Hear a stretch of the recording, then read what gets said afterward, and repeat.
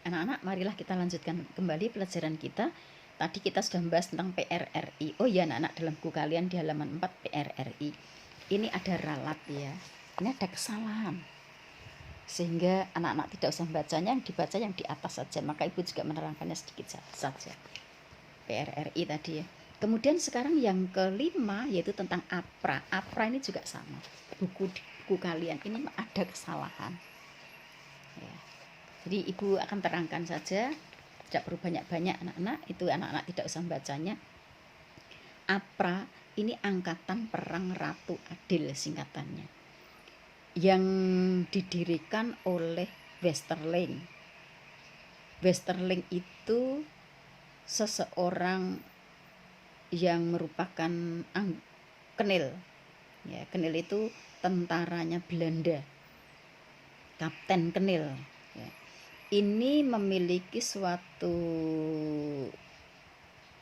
ramalan yang diramalkan bahwa Westerling itu nanti akan menjadi seorang ratu gitu, ratu adil. Maka akhirnya dia mengatakan bahwa dirinya adalah ratu adil, ingin mendirikan negara ya, di Indonesia. Nah, ini namanya APRA, tetapi tindakannya anak-anak luar biasa bejatnya maksudnya. Dia membunuh ribuan orang di Indonesia ini anak-anak. Ya, ini ibu tidak usah berpanjang lebar karena ini ingin mendirikan negara di Indonesia, berarti tidak cocok dengan Pancasila karena Westerling adalah orangnya Belanda. Berikutnya sekarang kita masuk ke perubahan bentuk untuk masa awal kemerdekaan yang terakhir. Perubahan bentuk anak-anak. Perubahan bentuk dari pemerintahan RIS Indonesia tadi kan diakui merdeka oleh Belanda, asalkan bentuknya RIS. Jadi Indonesia mulai bulan Desember 1949 itu bentuk negara kita RIS, Republik Indonesia Serikat. Negaranya terbagi menjadi 16 negara bagian.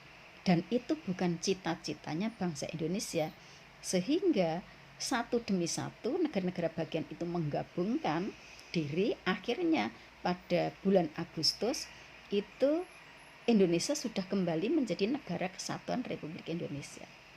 Karena menjadi kembali ke negara kesatuan Republik Indonesia, maka undang-undang dasar yang dipakai di Indonesia saat itu adalah Undang-Undang Dasar Sementara.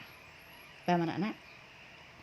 Karena yang dipakai untuk mengatur itu Undang-Undang Dasar Sementara, yang namanya sementara pasti harus digantikan, maksud sementara terus gitu ya. Oleh karena itu di negara kita dilaksanakan pemilihan umum. Pemilihan umum yang pertama ya, itu terjadi pada tahun 1955. Ini anak-anak harus mencatatnya ya. Jadi pemilu pertama di Indonesia adalah tahun 1945. Badan yang dipilih ada dua, satu wakil rakyat yaitu DPR dan badan konstituante. Badan konstituante anak-anak mencatatnya ya, yaitu badan pembuat konstitusi, karena saat itu di Indonesia konstitusinya atau undang-undang dasarnya, konstitusi sama dengan undang-undang dasar itu sifatnya masih sementara. Nah, sehingga konstituante dibentuk untuk membentuk undang-undang dasar. Tetapi dalam kerjanya ternyata tidak berhasil. Konstituante ini sidang 1 kali, 2 kali dan seterusnya. Itu sampai 4 tahun. Tidak berhasil membuat undang-undang dasar yang baru. Tetapi ketika mereka sidang, di dalam sidang mereka itu ada pemungutan suara untuk menetapkan kita kembali pada Undang-Undang Dasar Negara Republik Indonesia tahun 1945 atau membuat Undang-Undang Dasar yang baru. Nah, ternyata dalam 3 kali pemungutan suara, anggota konstituante itu mayoritas menghendaki kembali kepada Undang-Undang Dasar 1945.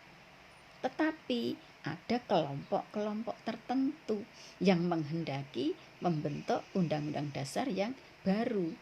Tetapi tidak bisa menetapkan sampai 4 tahun, tidak bisa. Sehingga di negara kita terjadi krisis kepercayaan masyarakat, rakyat sudah tidak percaya pada konstituante, minta dibubarkan itu. Terjadi krisis ekonomi, harga melambung tinggi, krismon ya. Terjadi krisis keamanan, terjadi krisis politik. Nah, dari hal yang semacam ini, karena krisis ini kalau dibiarkan nanti juga akan sangat membahayakan negara, maka akhirnya presiden turun tangan. Presiden mengeluarkan yang namanya keputusan, yaitu namanya dekret. Dekret presiden tertanggal 5 Juli 59. Nah, singkatnya saja kalau kita menyebutkan dekret presiden 5 Juli 59. Isinya dekret antara lain, anak-anak, 1. Pembubaran konstituante. Ada alasannya. Kenapa konstituante dibubarkan? Karena memang tidak bisa kerja, kan sudah 4 tahun tidak bisa menetapkan undang dasar yang baru. Yang kedua, dengan dasar pemungutan suara yang 3 kali tadi, lebih banyak anggota konstituante menghendaki kembali pada Undang-Undang Dasar 1945, maka UUD 45, Undang-Undang Dasar Negara Republik Indonesia tahun 1945 diberlakukan kembali. Otomatis Undang-Undang Dasar sementara yang digunakan negara kita tadi tidak berlaku. Dan yang ketiga, karena dalam Undang-Undang Dasar 1945 itu ada MPR, ada DPA, sedangkan di situ belum ada, maka dibentuklah MPRS dan DPAS. Itu anak-anak isi dari dekret presiden yang sangat penting. Itu nanti kalau dalam ulangan dalam ujian sering keluar, jadi ini penting sekali nanti anak-anak buat rangkumannya. Sehingga penerapan Pancasila, bagaimana dengan penerapan Pancasilanya? Penerapan Pancasila saat itu mengarahnya ke liberal. Nah, sehingga berarti di sini kita sudah kembali pada Undang-Undang Dasar 1945, tetapi pelaksanaan Pancasilanya masih mengikuti negara-negara lain, negara-negara barat itu liberal. Ya anak-anak, saya rasa cukup itu dulu ya, nanti kita lanjutkan lagi pada masa Orde Lama.